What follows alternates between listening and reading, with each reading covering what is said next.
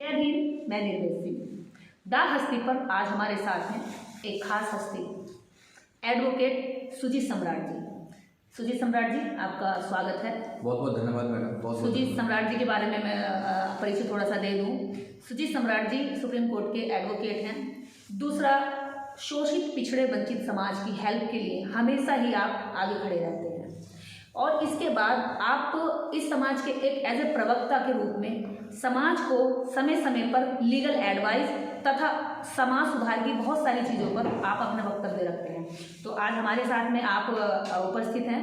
सभी दर्शकों को आज आप एक खास विषय पर बताइएगा कि आप उसको कैसे देखते हैं। देश भर में रामचरितमानस पर हंगामा हुआ है इस वक्त, और रामचरितमानस के अंदर जो चौपाइयाँ हैं उनको शूद्र, दलित और स्त्रियाँ पढ़ करके दुनिया के सामने ला रहे हैं।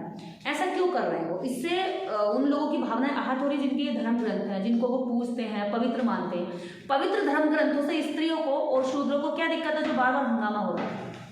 देखिए, ऐसे जो ग्रंथ हैं जी, बाबा साहब डॉक्टर अम्बेडकर ने जब संविधान लिखा तो आर्टिकल 13 उसमें लिखा। आर्टिकल 13 ने ये बात कही है कि जो फंडामेंटल राइट्स का वॉल्यूशन करता है, चाहे कोई भी किताब हो, चाहे वो कोई भी ऑर्डिनेंस हो, बाय लॉज हो, वो मान्य नहीं है, वो वॉइड हो जाएगा, वो शून्य है। तो ऐसी जो किताबें हैं जहाँ पर फंडामेंटल राइट्स का वॉल्यूशन हो रहा है, वो मान्य नहीं है किताबें। अगर इनके पूर्वजों ने, जो ब्राह्मणों के पूर्वजों ने, क्योंकि तुलसीदास दुबे जो थे, उन्होंने जो किताब लिखी रामचरितमानस, उसमें महिलाओं के खिलाफ, दलितों के खिलाफ, शूद्रों के खिलाफ जो बात कही है, अगर आज बहुजन समाज के लोग जागरूक होकर उनको पढ़ने का काम कर रहे हैं और उनको बताने का काम कर रहे हैं कि तुम्हारी किताब में गलत लिखा हुआ है, तो उनको मानना चाहिए। अफसोस की बात तो यह है कि वो मानने के लिए तैयार नहीं है अपने पूर्वजों की गलती को। और आज देश में संविधान चलता है, देश संविधान से चलता है, और जब देश संविधान से चलता है तो ऐसी किताबों की कोई आवश्यकता नहीं है। और आज की डेट में ये सिर्फ कुछ चंद लोगों के लिए किताब बनी हुई है, जिनका धंधा चल रहा है, धर्म का धंधा। इन किताबों के माध्यम से वो धर्म का धंधा चलाना चाहते हैं और धर्म को वो श्रेष्ठ बताना चाहते हैं। जबकि हम लोग जो भारत में रहते हैं, भारत का लोकतंत्र पर विश्वास करते हैं, भारत के संविधान पर विश्वास करते हैं, वो लोग कहते हैं कि आपके धर्म ग्रंथ में जो किताबें हैं, धर्म ग्रंथ की जो किताबें हैं, वो सर्वोपरि नहीं है। जो सबसे ज्यादा ताकत है वो संविधान के अंदर ताकत है, संविधान सर्वोपरि है।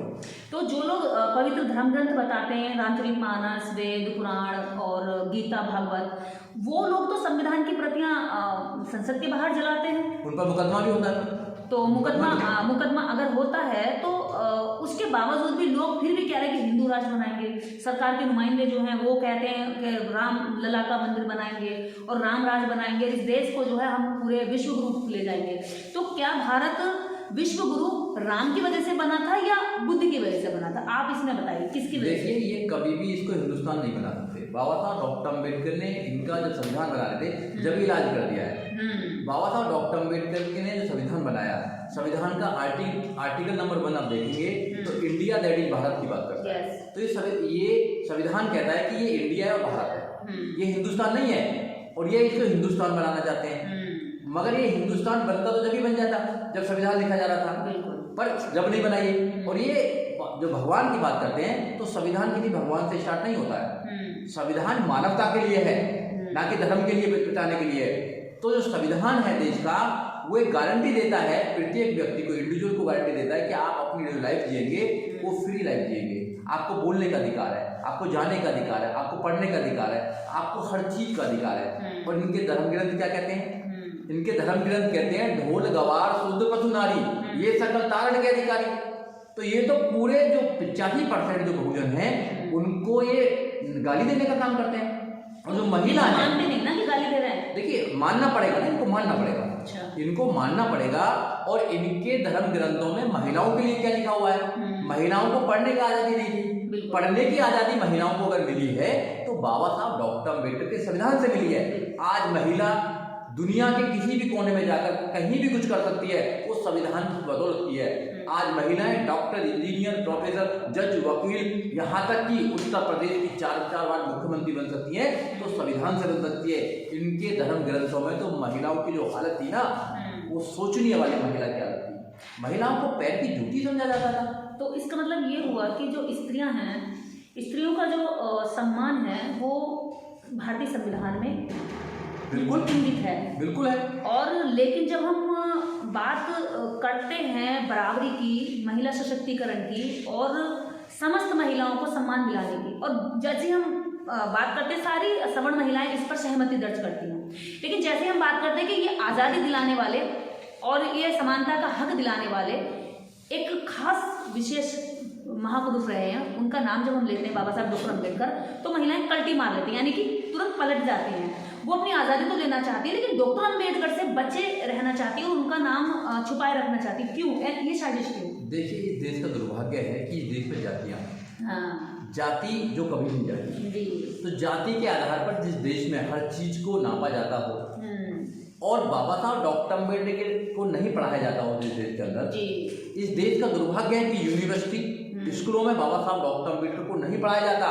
इस देश का दुर्भाग्य है कि इस देश में संविधान को स्कूलों में नहीं पढ़ाया जाता जी।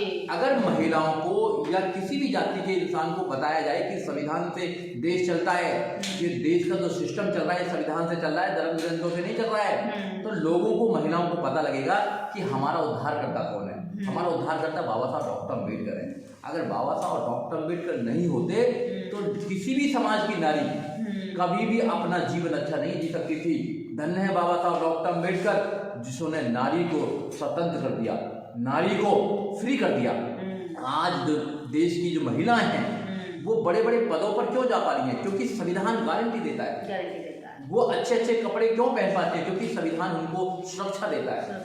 तो संविधान हर उस मर्द की दवा है जो इनके जो ग्रंथों में लिखा हुआ है कि नारी को तो सिर्फ पैर की जूती समझा जाता है। वो पैर की जूती अब सर पे पड़ने लगी है तो इनको प्रॉब्लम होने लगी है। अब महिलाएं बोलने लगी हैं, महिलाएं अधिकार लेने लगी हैं, प्रॉपर्टी में अधिकार लेने लगी हैं, अब वो डिवोर्स लेने लगी है तो इनको प्रॉब्लम हो गया। धर्म ग्रंथों को खराब किया जा रहा है। धर्म ग्रंथ आज की डेट में कोई भी मायने नहीं रखते हैं अच्छा जीवन जीने के लिए। हाँ, कोई अपने धर्म को मानना चाहता है माने, उसमें हमें कोई बुराई नहीं है, मगर आप संविधान के ऊपर ग्रंथ को मानेंगे तो ये हम मानने के लिए तैयार नहीं है। पूरा देश संविधान से चलता है। लेकिन वकील साहब वो तो कहते हैं कि धर्म ग्रंथों में पूरा विज्ञान भरा पड़ा है, मतलब जो विज्ञान आज कर रहा है वो उनके धर्म ग्रंथों ने आज से कई हजार वर्ष पहले, लाखों वर्ष पहले, यानी कि उनको साल तो पता नहीं होता ना ईस्वी ना सदी किस समय करा, लेकिन वो कहते हैं, उनका कहना ये होता है जब ये चर्चाएं चलती हैं कि हमारे धर्म ग्रंथों में, वेदों में सारा विज्ञान भरा पड़ा। आप इसको कैसे देखते हैं? क्या क्या विज्ञान है आपके नजरिए? मेरी नजर में तो ये विज्ञान जो है कि खीर खाने से बच्चा पैदा हो जाता है तो ये विज्ञान हो सकता है। मेरी नजर में तो है कि भैया हल चलाओ तो बच्चे निकलने लगते हैं, ये विज्ञान हो सकता है। सीता माता ने निकलने लगते हैं। मेरी नजर में तो विज्ञान हो सकता है कि एक आदमी ने सूरज को मुंह में ले लिया। क्या पॉसिबल है? क्या पॉसिबल है? तो ये विज्ञान हो सकता है। तो भाई ये बेवकूफ बनाने वाला विज्ञान है। तो आज पढ़ा लिखा नौजवान बेवकूफ नहीं बनने वाला है, आज वो समझता है कि देश किससे चल रहा है। तो इनके धर्म ग्रंथों में जो लिखा हुआ है इनके लिए मुबारक हो।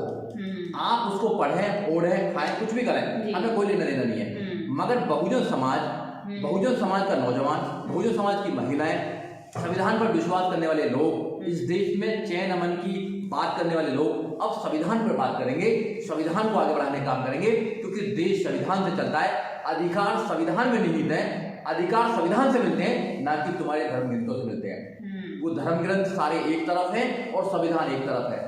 तो संविधान सर्वोपरि है, संविधान ही हमको अधिकार देता है। अगर संविधान नहीं होता ना तो मेरे जैसे लोग कभी भी वकील नहीं बन पाते। बहन कुमारी मायावती कभी भी उत्तर प्रदेश की 4 बार मुख्यमंत्री नहीं बन सकती थी अगर संविधान नहीं होता। इंदिरा गांधी जी प्रधानमंत्री, हाँ बिल्कुल, इंदिरा गांधी प्रधानमंत्री नहीं बन सकती थी। और देश की अब राष्ट्रपति जो है वो भी महिला है, वो भी आदिवासी महिला। तो इनके धर्म ग्रंथ तो महिलाओं को पैर की जूती मानते ना, तो वो तो कैसे बना देंगे राष्ट्रपति? तो संविधान सर्वोपरि है, संविधान को बचाना चाहिए। इनको यही प्रॉब्लम है कि इनके धर्म ग्रंथों को लोग मानने के लिए तैयार नहीं है। अब संविधान की बात लोग करते हैं। अब इनके मंदिरों में जो बैठकर हराम का खाते थे, उस हराम के खाने की अब जो आदत पड़ गई थी, मोटे मोटे पेट होने ना, ये मोटे मोटे पेट जो दूसरों खा रहे हैं। एक तरफ रिपोर्ट क्या है, हम जो ग्लोबल हंगर इंडेक्स कहता है कि 20 करोड़ लोग रात को भूखे सोते हैं। 23 करोड़ इस साल का 23 करोड़ हो गया। तो 20 से 23 करोड़ लोग रात को जिस देश में भूखे सोते हों और उस देश में कुछ लोगों का पेट इतना मोटा हो रहा हो मंदिर में बैठ के, तो सोचना होगा ना कि किसका माल खा रहे हैं भैया। मंदिर में बैठने वाले लोग कौन है? ब्राह्मण है, पुजारी है, पंडित है, बिल्कुल जानती है। भैया बिना ब्राह्मण के तो देश में कुछ नहीं होता।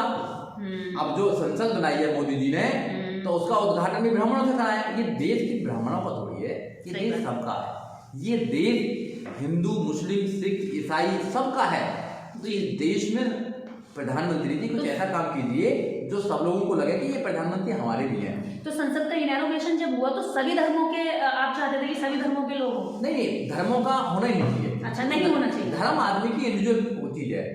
आपको व्यक्तिगत कोई चीज करनी है, करिए जी। सरकार का कोई धर्म नहीं है जी। भारत की सरकार का कोई धर्म नहीं है, क्योंकि लेकिन जितने भी मंत्री, जितने भी मंत्री देश है, ये देश डेमोक्रेसी है का उसमें स्थान है। और दूसरा ये जो है सेकुलर स्टेट। सेकुलर में जब बात आती है तो सरकार का कोई धर्म नहीं होता है। जितने भी मंत्री हैं वो सरकार के मंत्री हैं, उनको किसी भी एज ए मंत्री उनको कहीं भी नहीं जाना चाहिए। अगर सरकारी कोई प्रोग्राम है तो, अगर इंडिविजुअल कोई प्रोग्राम कर रहा है, व्यक्तिगत कोई प्रोग्राम कर रहा है, अपने घर में कोई कथा कराओ अपने घर में। अगर तुम सरकारी कोई काम करा रहे हो तो उसमें कभी भी किसी धर्म को बीच में नहीं लेकर आना चाहिए, संविधान ये कहता है। लेकिन बीजेपी के तो ज्यादातर कार्यक्रम जितने भी इनॉग्रेशन के होते हैं, जितने भी उनके मंत्री और संतरी जितने भी वो यहाँ तक कि खुद पीएम करते हैं, तो केवल एक खास विशेष धर्म के लोगों को बुलाते हैं और उनको आगे रख करके खुद उनके हिसाब से, जैसे वो कहेंगे पानी डालो, जैसे कहेंगे हवन में अग्नि में स्वाहा करो, या फिर 4 बार सर झुकाओ या नमस्ते करो, तो वो उनके मतलब।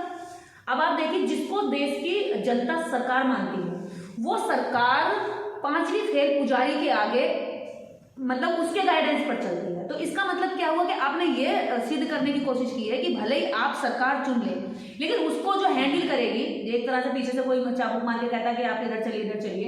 इसी तरह से जब राष्ट्रपति जी का क्या कहते हैं शपथ ग्रहण समारोह होता, तो उससे पहले उनको 5 कुछ उनसे भी कम उम्र के बच्चे टाइप के लड़के उनको जो है मंत्रों के माध्यम से शुद्धिकरण कर रहे हैं। इसका क्या मतलब, जनता को क्या मेंटली काबू करना चाहते हैं या साइकोलॉजिकल ये डालना चाहते हैं कि हम सबसे ही ऊपर हैं? क्या है इसका एक ही कारण हो सकता है कि they want to give the message to the society कि जो ब्राह्मण है वो सुप्रीम है, वो अपनी सुप्रीमेसी को बनाए रखना चाहता है।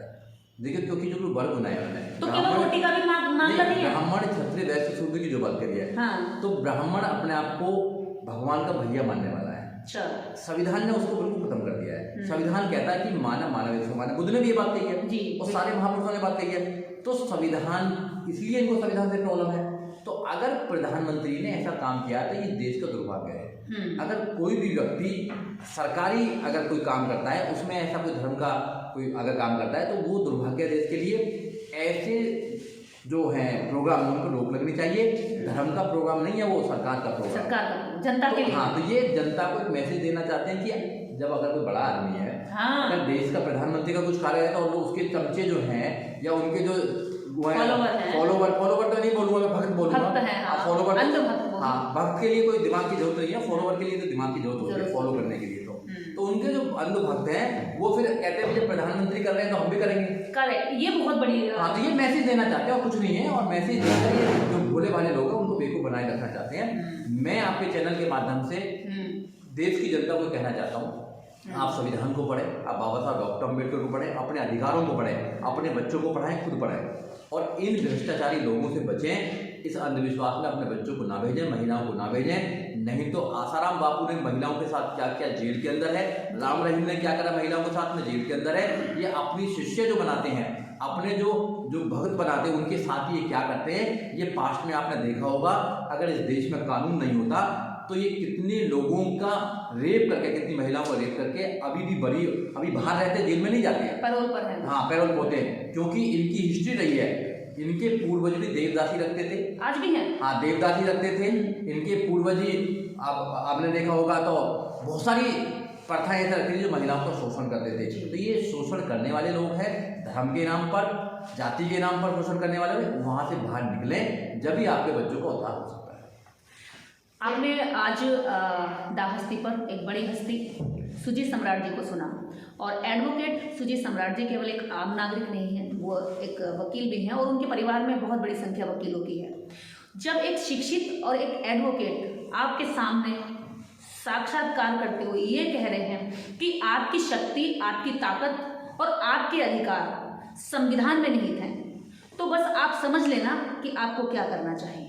क्योंकि कोई भी चमत्कारी बाबा आपको शिक्षा की बात नहीं कहेगा, वो सिर्फ यही कहेगा कि आप 4 बार सूर्य नमस्कार कर लीजिए, 4 बार आप धूपबत्ती लगा लीजिए, अपने इष्ट की पूजा कर लीजिए, अर्चना कर लीजिए। अगर वो खुश हुआ तो आप पे कृपा दृष्टि बरसाएगा। लेकिन संविधान की आपने कभी पूजा अर्चना नहीं की, संविधान पर आपने कभी अगरबत्ती धूपबत्ती नहीं लगाई, उसके बावजूद भी संविधान आपकी सुरक्षा करता है बहुत सावधानी से, बहुत तरीके से, और कदम कदम सुबह सांस लेने से रात को सोने तक, और जब आप सो रहे होते हैं, जब आप नींद में होते हैं, उस वक्त भी संविधान आपकी सुरक्षा कर रहा होता है। क्यों? क्योंकि देश का कोई भी व्यक्ति किसी भी व्यक्ति के अधिकार को क्रॉस नहीं कर सकता, इसके लिए संविधान में प्रावधान है। कोई भी पुजारी, कितना भी बड़ा धर्म का पुजारी क्यों ना हो, वो आपका शोषण नहीं करता। इसका भी कानून है कि वो अगर करता है, जैसे कि अभी बाबाओं का नाम आपने लिया, करता है तो कानून उसको भी जेल में डालेगा। जो बाबा धर्म की रक्षा करते थे, आज जेलों की दीवारें उन बाबाओं की रक्षा कर रही है ना? तो क्या ये धर्म किसी की रक्षा करे ना करे, ये भले 2-3% लोगों के रोजी रोटी की रक्षा करता हो, उनकी ऊंचाई पर बने रहने की रक्षा करता हो, लेकिन संविधान देश के प्रत्येक जीव की, जंतु की, महिला की, बुजुर्ग की, बच्चे की, यहाँ तक कि प्रत्येक नागरिक की सुरक्षा करता है, समानता का अवसर देता है, और आगे बढ़ने के मौकों को आपकी योग्यता के अनुसार देता है, ना कि आपके जन्म के आधार पर। तो इसी के साथ जय भीम, नमस्कार।